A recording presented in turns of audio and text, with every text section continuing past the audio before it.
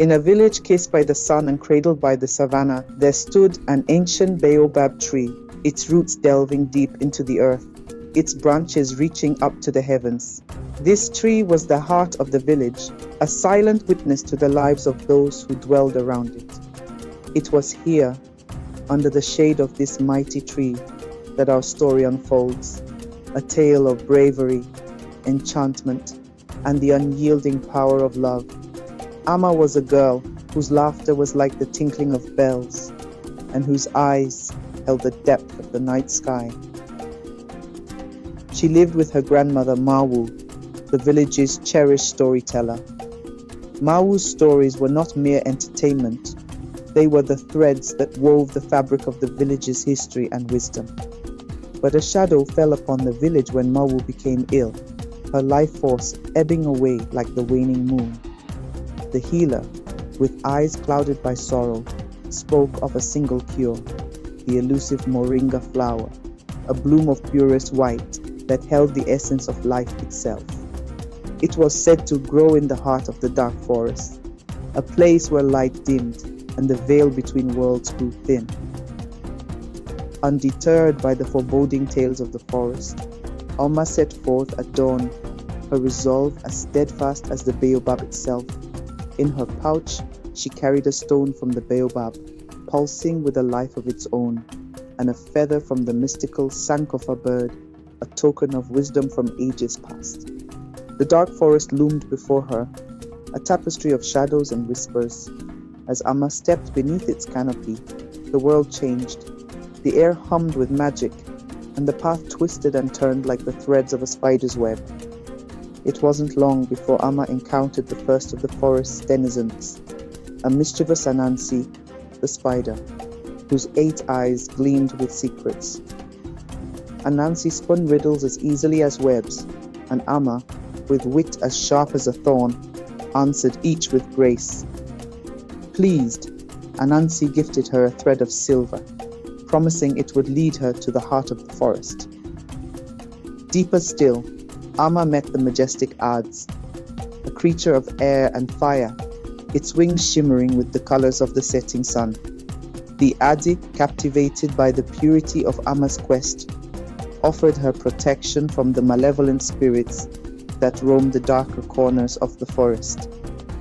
As night fell, Amma found herself in a grove where the trees whispered secrets and the leaves sang lullabies. Here, she encountered the gentle Mamo Atia, woodland sprites with skin like bark and eyes like dewdrops. They danced around her, their movements telling stories of the forest soul. In exchange for a song from her heart, they revealed the path to the moonlit glade where the Moringa flower bloomed under the full moon's embrace. Guided by the Anansi's thread, shielded by the Adz's fire, and led by the Moatia's dance, Amma journeyed on. The baobab stone in her pouch throbbed with a steady rhythm, a heartbeat that echoed the life force of the forest itself. Finally, Amma reached the moonlit glade. The sight that befell her eyes was one of otherworldly beauty, the Moringa flower, aglow with the moon's silver light, its petals a radiant white against the velvet darkness of the forest. But as Amma stepped forward, the ground trembled, and from the shadows emerged the guardian of the forest, a creature as old as time, its eyes holding the wisdom of the ages. The guardian spoke in a voice like thunder, questioning Amma's purpose. With courage that belied her years, Amma spoke of her grandmother, of the love that had brought her to this forbidden place. The guardian, moved by her bravery, bestowed upon her the Moringa flower, but with a warning that the journey back would be fraught with trials that would test the very fabric of her spirit. Amma accepted the flower, and with it, the challenge. She knew that the path home was long, and the story of her return would be one of courage, hope, and the unbreakable bonds of family. With the Moringa flower in her possession, Amma knew that the hardest part of her journey was yet to come. The dark forest was not a place that relinquished its treasures lightly, and the path home would be fraught with trials that would test her resolve. As the first light of dawn began to pierce the night, Amma, the lion, and the bird set out from the moonlit glade. The forest seemed to watch them leave, its myriad eyes hidden among the twisted branches and thick undergrowth. Their first challenge came swiftly. A river appeared before them, its waters wide and treacherous. This was the Whispering River, known to carry the voices of those who had ventured into the forest and never returned. The current was strong, and the far bank was shrouded in mist. Amma approached the river's edge, and as she did, the voices began to rise. A cacophony of whispers, each telling their own tale of woe. But among the voices, Amma heard the soft, reassuring tone of her grandmother, urging her to be brave. The lion, with a roar that silenced the whispers, entered the water first, testing its depth and strength. Finding a safe passage, he beckoned Amma to follow. With the baobab stone clutched tightly in one hand and the moringa flower in the other, Amma waded into the river. The waters were cold, and the voices grew louder, trying to drown her with their despair. But Amma focused on the lion's steady gaze and the bird's encouraging song. Step by step, she made her way across, the river's voices fading behind her as she reached the safety of the opposite bank. Their journey continued, and the forest seemed to grow darker, the trees taller, and the shadows longer. They came upon a grove where the air shimmered with magic, and the ground was covered in a carpet of luminescent fungi. This was the domain of the Aziza, benevolent fairy folk who watched over travelers from their hidden realm. The Aziza, curious about the human girl and her companions, appeared before Amma in a swirl of light. They were small and delicate, with wings that glittered like dew in the morning sun. "Why do you travel with the flower of life?" they asked in unison, their voices a melody that resonated with the forest's heartbeat. Amma shared her story, speaking of her grandmother's illness and her quest to bring back the healing moringa flower. Moved by her tale, the Aziza offered their aid. They bestowed upon Amma a charm, a small glowing orb that would light her path and ward off the malevolent spirits that lurked in the forest's depths. With the charm from the Aziza, the guidance of the lion, and the vigilance of the bird, Amma pressed on. The forest was alive with enchantment, and every creature, every tree, every whispering wind seemed to be watching her progress with bated breath. As the sun reached its zenith, casting a golden glow through the canopy, Amma and her companions found themselves at the edge of a clearing. In the center stood a colossal tree, its trunk wide and its branches laden with golden fruit. This was the Tree of Echoes, a sacred place where the voices of the ancestors could be heard. Amma approached the tree, and as she did, the voices of her forebears filled the air, each one offering wisdom and encouragement.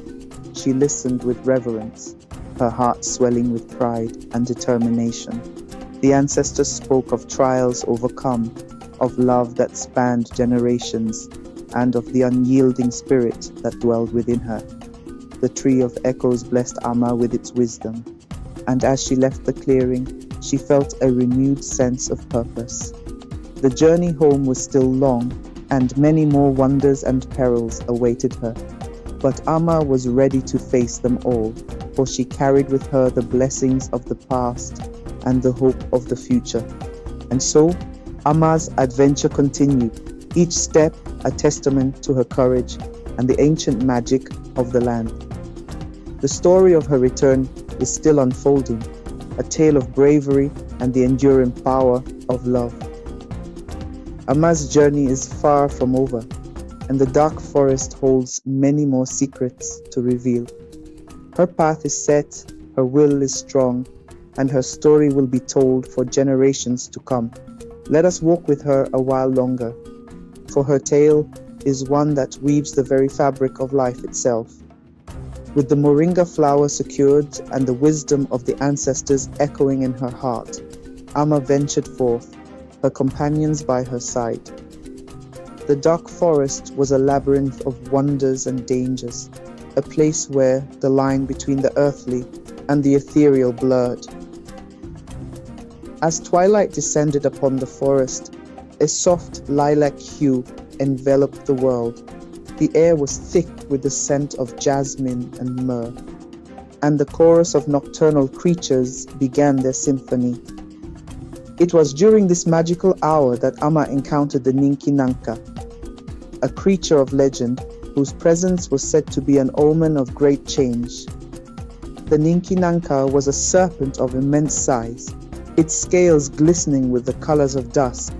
It slithered gracefully through the forest, its eyes holding the wisdom of the ages.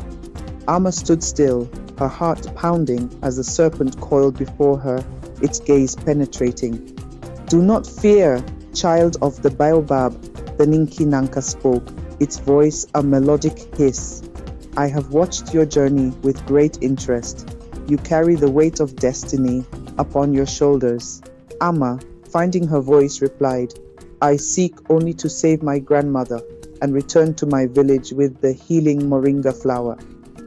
"The path you have chosen is one of transformation," the Ninki Nanka said.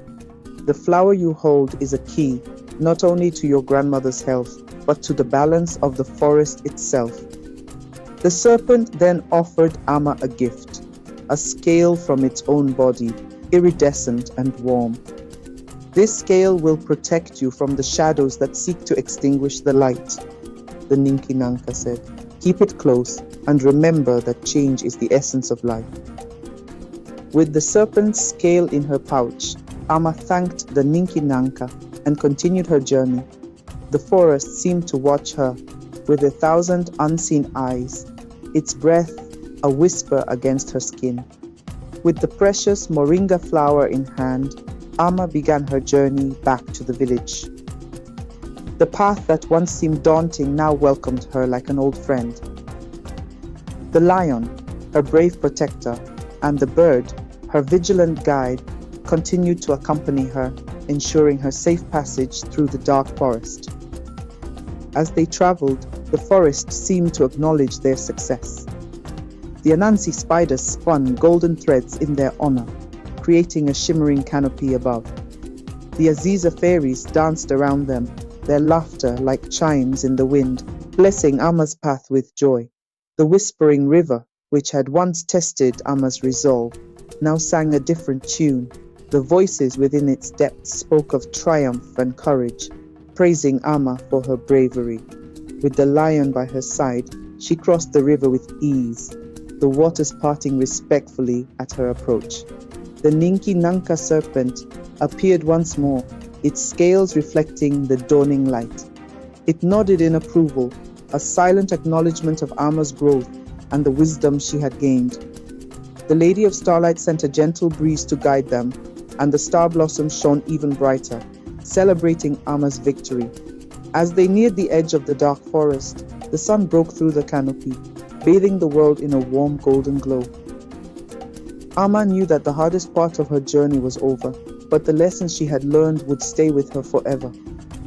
Finally, Amma emerged from the forest, the village in sight. The Baobab Tree stood tall and proud, as if waiting for her return. The villagers gathered around, their faces alight with wonder and gratitude. Mawu, her strength returning, embraced Amma, tears of joy streaming down her cheeks. The healer prepared a brew from the Moringa flower, and as Mawu drank it, color returned to her face, and her eyes sparkled with renewed life. The village rejoiced, their songs and drums filling the air with celebration. Amma had not only brought back the cure, but also a newfound respect for the world around her. She had faced her fears, forged friendships with creatures of legend, and returned with the greatest treasure of all, the knowledge that courage, kindness, and perseverance can overcome any obstacle.